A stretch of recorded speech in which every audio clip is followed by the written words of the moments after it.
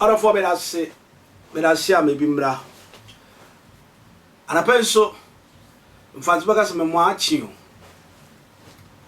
aigbo baka se nde apomoto levio okata ofo a nka ho ba game ba awi akashi tete ni waile no modro mo yi Christians so baka se yemfa seda amasa for ready ya ka se osafata God's Revelation Ministry enchiano na odifo back to back odifo ko se twima trase me ba cho me follow ese TikTok na me sremo mon share video no na bigo kai papa wusu ban pansa ensema me be kan fa papa wusu ban pa ho na wakan sembi a enye no korenti be chirim enya atimdidie me fa cha oba TikTok page na me fan fo ma me chia Philadelphia fo nyina ade se konkronfo na ma me chia me prophet opambo enchia reverend obofo ma me chia obi ni muso kodwo enua no na Ghana sofo nyina me chia mo asembi ashamanoma be pesa me ka chia manza nyina awrade na ma bra bosa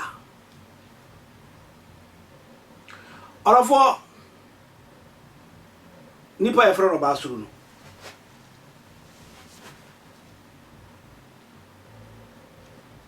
mame kasa mi before makasa no me hwade obi Hebrew chapter 3 no verse 1 going papa quick mame quotation Hebrew from manete mi ensan chiche mo ba kopim no ko o se ni tie nuanom akronkronfo a mofra osoro frɛ no mu tio enti anuanom a konkronfo a mofra den osoro frɛ ni mu ko o se mo hwɛ yen ensema yegina soka no ho asomafo ne osofo panyi Yesu mempro orofo ni ama maka quotation say Hebrew chapter 3 verse 1 go yi e kasafa ni pakonkoro ho ne ahotewfo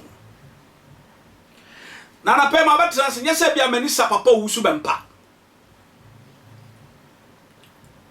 but papa wusu bempa oka akonkonfo be se me betra haye no kura na me ba be kan me be kire maden se papa wusu bempa to fom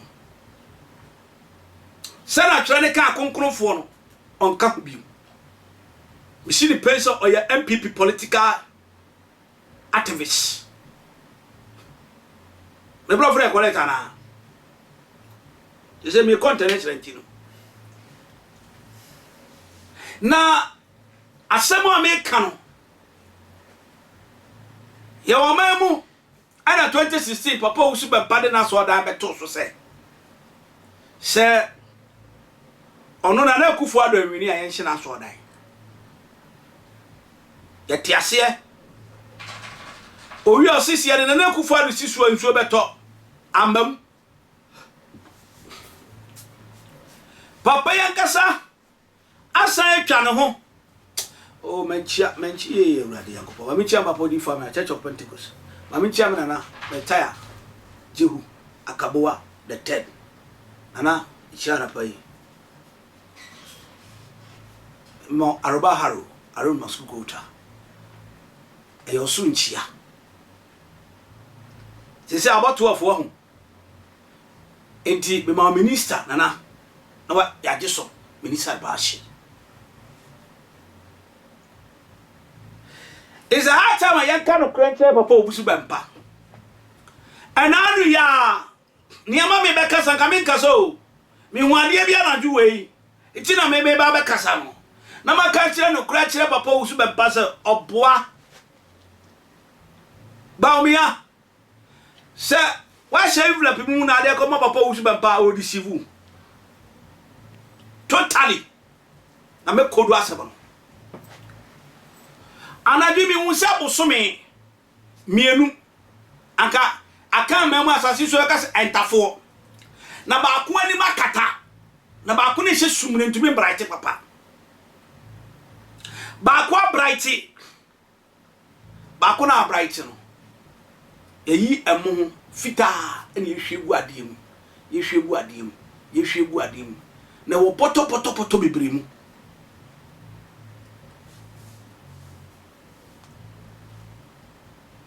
ana preocupe enim na bana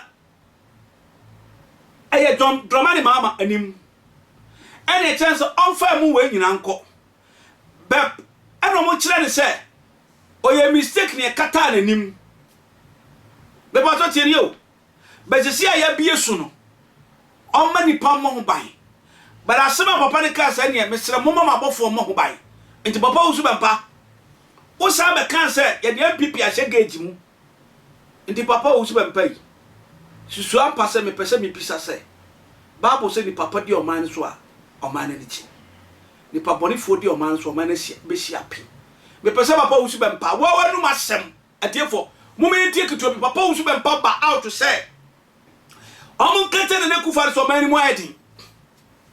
No mani nkoyie. Me pa cho yenti ka kreb ni mra. Mentano. O man penny na nado dankwa kufuado. Akoma papa no wo. Bra na onya metena Ghana ko nya kese so. Asesa. Enye nkrofo no ma ya mintimi nko ne nche bie ma. Ankansema me kenka menka ne dem anka mekọ na nim na makọtena so ani ma ka chen se in fact opani o mo nka no kra nkyere wa. Be se me ka ma ati ase se. Akoma na unyaye bra na unyanya o man peni ma o nyame hu wo edo o man no ma wo sesei no akoma na enti sa biem enti me pese na kufu ado ene wote nyame anim ni se de on si chance no wasesa so me ba cho share link ni mame TikTok phone nyamo share link ni mame share the link papa wi e oso hu sie de osoro na tupum baya ni o ni no po MPP achi papa usu ben passa na kufu ado free education ti waye adwuma papa usu ben pay se mama kan ko ranche wo se jo mama e ba ba gia nim guase hwa onyankopon ebra wadua wa wunyini no na bi su fi ase ba wo papa usu ben pa na bi fi ase ba me mama no ntia bet asemi aka bia opoa papa usu bampa me yedifo a onyankopon so da hinta de bia kire me ka to so opoa John Dramani mama na ye de be sie kunwa so on the 7th no papa ba me ka tell say don't deceive yourself. Ghanaians will vote against you massively, which is when you close margin you much man sa figure.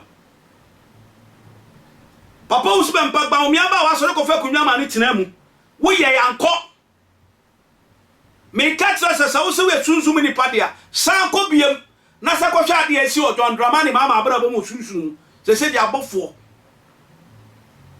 mo ho den am kita wia ene hwe ade a omo de ahye mama nsa no me na me catch one now say one angel or your prophet yen twen on kasana obi anyi ni di papa usbempa me kano kura kire wonne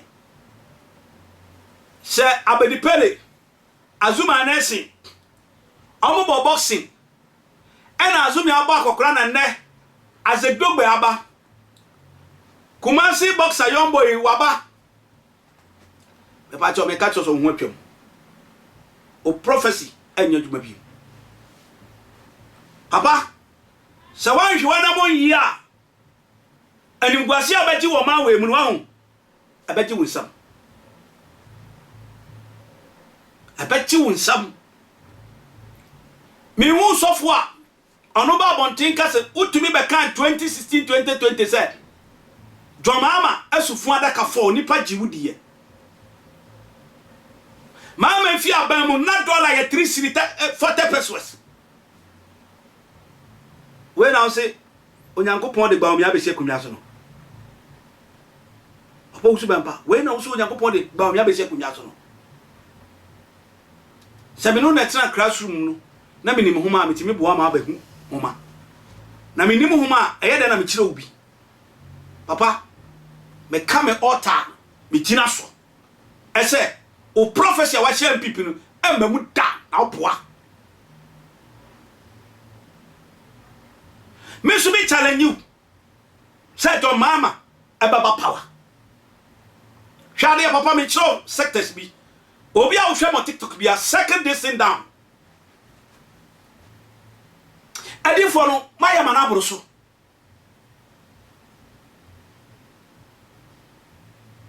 wow ka say wo so won hye nkom this year why 31st na ata hye abato aba e hye nkom wan hye nkom na fe de na na de wo hye nkom because na ne a wo hwe no nyae papa wesu akon abranti e friend John Dromenu ejina ye enim obaya ni kunwu ye ejina ye ni patutuo pepe John Dromenu pepe ndompe nyina pie aba eno anso won wo mo abra bo se no ye hu hye nwatimi abeka ho asem be si nne nipa 8 ye bomtuo eno so yanka ho asem we na wo se nyankopon de asema ma se ne ma akra se etena se no ye nkuo mu na wo nda so nkoso ase nyame ma wutumi na parliamentary seat no wo wa so dem ho papa wo su bempa wo se parliamentary seat no wa so dem ho na John Mahama ba ba je num guase papa sawo de wa so to so 2016 eba nyaro wa so dan to so me so ma so dan ho me shobo se John Mahama nyini a bra be pam me ne ma so de ma nyina fi aso dan ni na fa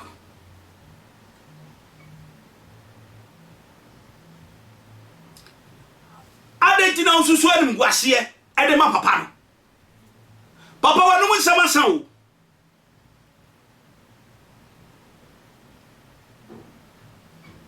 wonsam bi wo kan ko back hwe se prophet na ya adwuma anani abeka se wo se amemo ni nye ye hwe na na do na fa dia wo se wa ya ade ntu ba na baso nti wo na wonim ni ade ne besie kunwa no so na wa ko all the regions akofa anwea papa wo se be ma boa akofa mpa it will never work ma me kire wade enti a ye tobut nenti ye beria aye checkpoint woni nenti a se hunhum ye tuato de a papa wo so be pay me catch us the 16 regional abewa Ghana you cannot pay all the dues you can't because tobu to be on spiritual do abeti nipa udu abeti odwan Bible say obekọ hodifo fi a chese wo checherem nti wo so akobono wako Asante wako Volta region wako Northern region wako upper east upper north wako onyina akofo onyina anwea eye hurudu rada apa poa because who can obi atumi atin eye platform na wanya and any party we di ntimi catch this election 2024 me so be trust nyankopon ya trem se to mama na eba city no so gba omi atimi wini da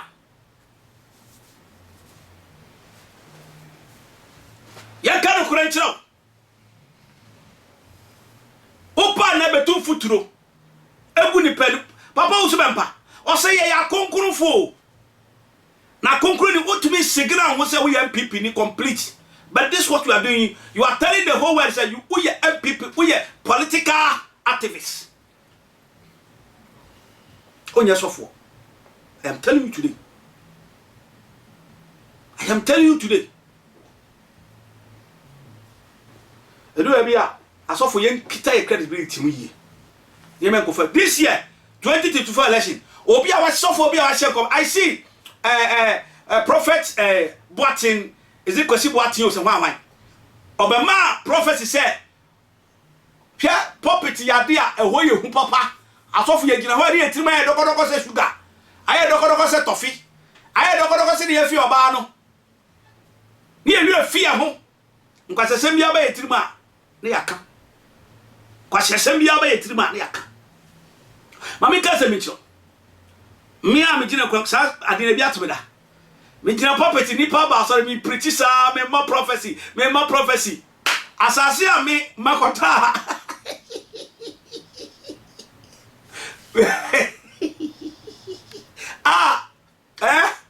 bidi me ma bidi me ja me ma da achelo bidi ba we so no na so me dia cha sorry mama me yere kura ma ne ebi na papa usu be pa ye no wa so dem ntie ni sifonio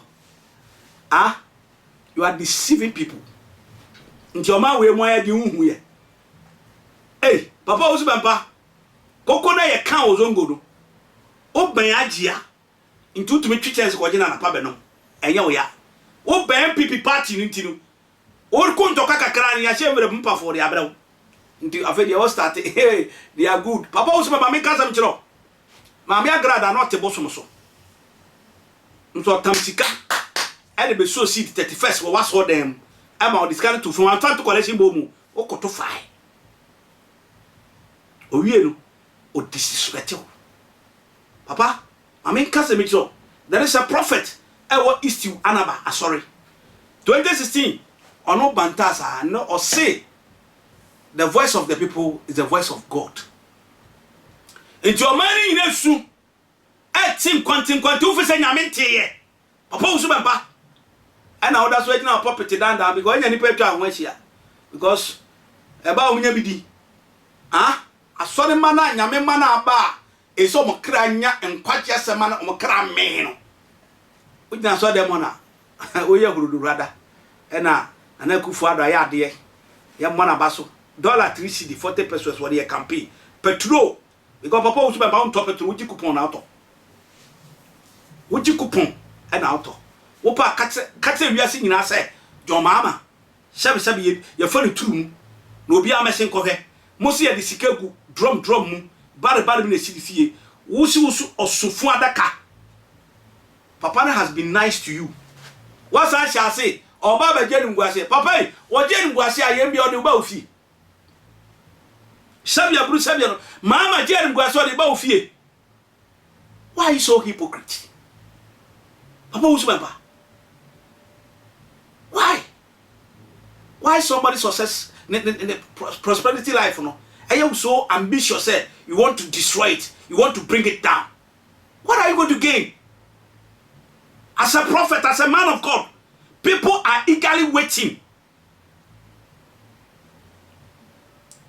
Ani pa hu hia omo atawi mama na yanko 2 Corinthians chapter 4 verse 7 no I say odi de no hu wa no kre said the Moses su di onyankopon fie nyina mu no kre no enti papa usu ba pa oti nyame fie dia tinukura o many party when me ya from dodo tinukura speak the truth, nothing will kill you. Edu ba bia yam popro ademudi emfiri ya. Eden yan kan fa jo mama ho. Ya se waji esfro ka ani nua Ibrahim Ahmad ato plane. In saka no ntimi tobi. Wetima chechi fleman ka. Saka no ntimi. So papa wo so ba uhwe nyame anim e ka se jo mama ya bono nsamo a moja e wo ne nsam. Ene ye ku nipa ye bo nipa tuo e wo hwan wagon. West wagon. John Dromelu na ba yeto ye boni pa madom pepie ye boni pa tuoma mojagu ye Sam George obi pai na sum na security abere ni nkaso papa wo so be pai abere ni nkaso papa ena me catch us when nya sa de no na wan tena se asumdwem abere bi ba papa wan hwe wani nkanya me adwuma wo baby a won fie duro no kokotena fie na zuma nurse obo boxing no odu baby waja iti fie no ma futuo kotena fie ne afia ba ya baje futuo ho na sani wadu fie du awda so tinya meduma ma woye kuku nipa woye koye sie no na baby de bi sia wontumi meka no papa meka no kura chero enya no kura fa na ka obi timi medi watem amfo wani munya fam no kura asan wa kwam aniti na Abraham to medi watem no kure asa wakwam tina grada edi watem no kure asa wakwam tina nipa bodi mbone we are father for all but we what second one say we am people me say se John Mahama je en guasia papa wo mfa so be na obenya ana sika be free baba ana ne ba ayo de tie nipa tihia dem ahwehwe Nyankopon ni onyam na ogina ho ye political talks nko a political activists na ogina ho twa ho not a word of God, not a quotation. What you know is political design. You design political office and a team. Anado bedi akunyo ba wa sori you. O man ho ne Bible bi sa se dahi. Ah? And no free education a wo papa wo super party was so dem a wo ka se free no. I say I want o man wo we school nti wo hu ni se le sitie. E kawa wo mu. Na this season about na mo ma wie BC na mo be ko SS no. Munwe aya ko tina at 2 million and 5 million so the control trunk. No one say the sitie because papa wo super pass e free oba na baso. Free na order of it in Kuruma Brisu. Ah? Rolling time, not yeah, or my books. Curriculum. Textbooks so much that could have been in school. Test a parents no kwa beto. Matthew Poku Prempese. Yam fa trumu kwa she curriculum. Until up to now. Untimi fa textbooks unkoy.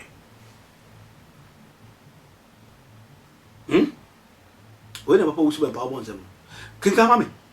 See now where dear wabunu se animonyam bebre sen what police animonyam bebre sen mosi esi mosi ba omya de wapun animonyam o esi John Mahama wapun animonyam sen John Mahama de on cancer papa fa no hey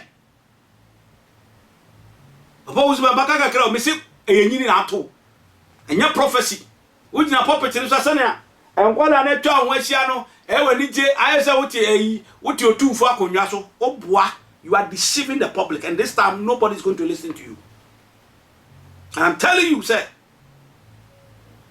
Chomama ebe wini hands down me chero be yo be wini Kumasi papa usu pempetie. Oh Holy Spirit, thank you. Maleka bro anti kabaya Kumasi MPP MPs Awe ya 42, right? Kumasi MP. Awe ya 40 plus. Ah? Amu nyamu tempo. Amu de aba parliament. Sanya Kumasi beto abeti MPP this time, no? Massive way. It will shock you, Papa Uzubemba. I bet shock you. Afetie. Central region. Beto abeti MPP fucking. Accra, Greater Accra. Beto abeti MPP fucking. Voter region for be ya de bi on be try so me to aba MPP e wo ho but wonya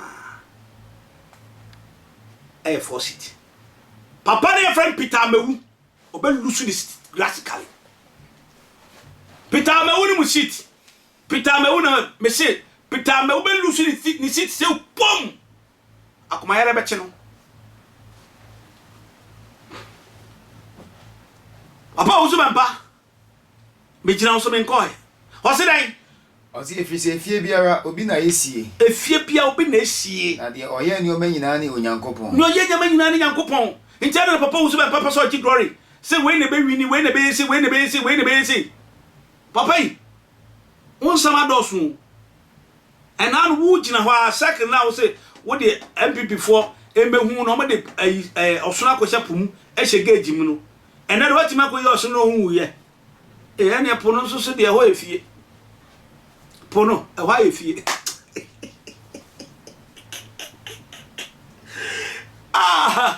all my followers just check the page and like the page fansa bola no so bosso bola no so adoze dai enu se dai na Mose de odi onyankopon fie nyina mu no kore say osomfo John Mahama be kono also have served my country and the God who will judge me and John Mahama is a prophet in this country. No, yeah. Was it? I confirm. So ni baby ya. Mugune ni masekwa. O papa usu ben pa kan. And Obama su fuadaka, mama su say, papa you know share Assemblies of God them. Or they pony any die ma say. We are sofo. Kasa da na si ejaw, ye de omodo on sake kan kakra. Na woni su down. Eya ye too much. Edem poni kwa na John Mahama ayaw. Papa usu ben pa. Muna mudidi wia na mo wira fumachi. Mudidi wia na mo wira fumachi. Na aya na ye former ye vice president. Hana no hoya mbobo. Hoya mbobo. Papa yi. Ameka no krenjiro. Mene wa. Anka me mo me ho asafonyane. Facho tiri se men se sika bebri. Because we say a unko. Chema untumi timi bedina ka che John Mahama say. Owe nsa, oyo konyinsani, oyese. A chema untumi wonya asantini o. Wo firi sirem ho a. Ye ka tutu asemfo a. Papa wo su bempa. Watimi aka no kura kire MPP so mo ye tutu asemfo. Hawakum say timi twa ba be say timi twitwo gina wiem no abo pem onu so be lose the seat kasofo be mana koma yare. I said it. I am the prophet and I speak and I don't change anything. Hawakum see so one say nyame a no wa hu no bo na mistakes a wa ye no amba fam a wo be lose seat huge abanya koma yare.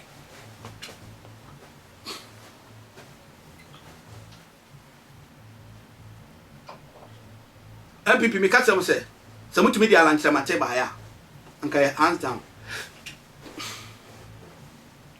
kalanche mate ko fa John Kuma ana Peter Mawu but ma share chat no onyame mam kwanya bio Matthew 21 verse 43 can we man o se Moses de o tinokuro nyame ko ben then ba o mia wo so pe ai debate wo John Dramani mama o be ka degradation. Our economy now over the 3 cedi for dollar 40 pesos no. What me the air do 15 eco 16. Also paint if they be na akwa. Aba usu be pa dey untimi kan kire om. What say twa ho born so na aha na edi obi besi so. For us all them ho. Ana papa MPP for e won be mo kakra na. Ah? MPP for be mo kakra na papa usu be pa. Oh, yeah, shocking you. Me wuni enti na branch na so ball left and right back on any cool. Ball left and right. I'm pour hard court. What demand bowa? Because you have given opportunity to use your face to rub ground. Just be neutral. Was it then? Matthew 21 verse 43. Papa usu be patio.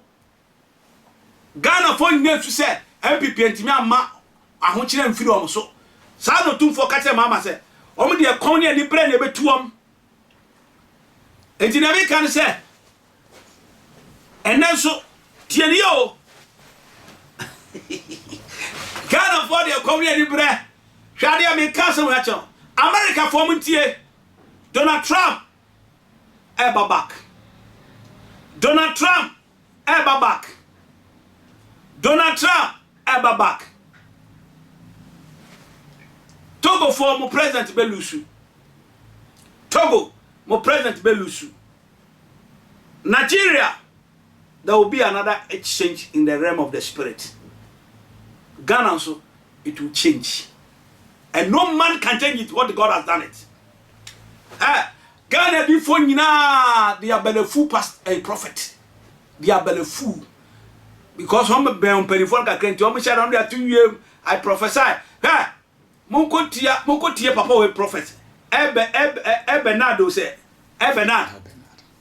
He give accurate prophecy. I was shocked. I was sitting down and meditating the realm of the spirit. And this is a prophecy. This is a rare prophecy, not a fake.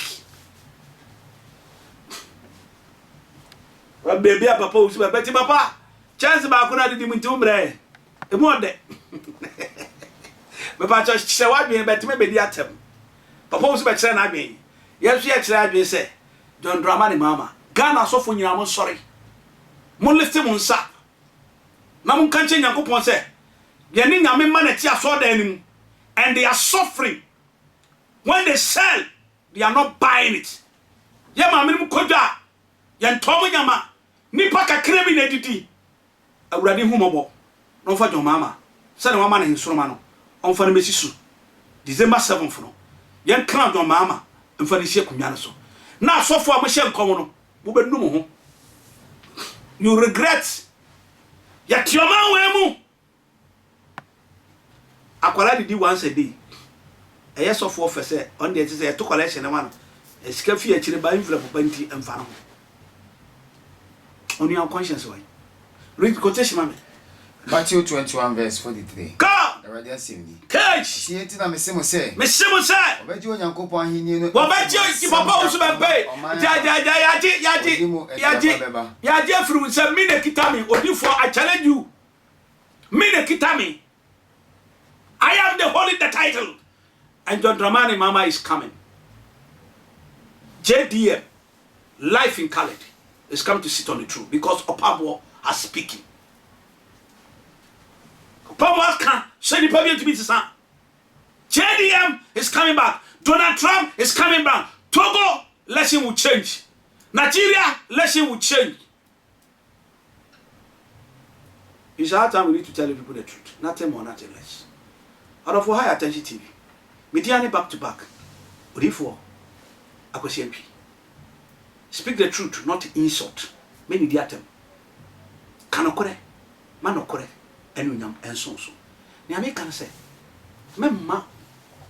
What do you tata? Or of we, men yisika coton shebre. Ah? Men yisika and coton shebre. But rather give the truth and accounts for Christ. What's it then? And to us all. I say that the Obeshi Oboiso. Obeshi Oboiso. The Mubebu. The Mubebu. The papa was about forget it. Baumia, oh, you need. Wow, I dear say.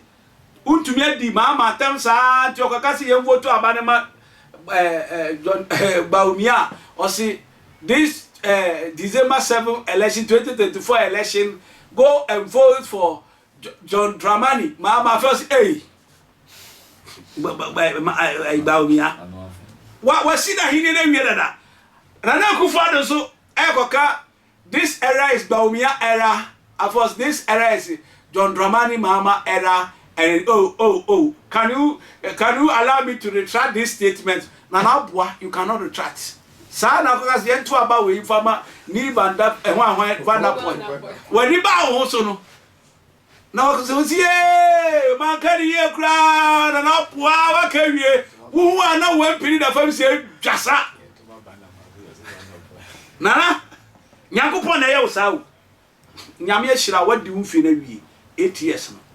Se mama ba bra wo as jewu boko mani pe hu esu ni ban a ewo mu MPC no youth no e catch them MPP obefro say kona kofa snatch ballot box aye bebo otuewu no wo ya kwasea catch the pan say disika no ya beje 100 million e mu 1 billion fa wo baka ho mayenko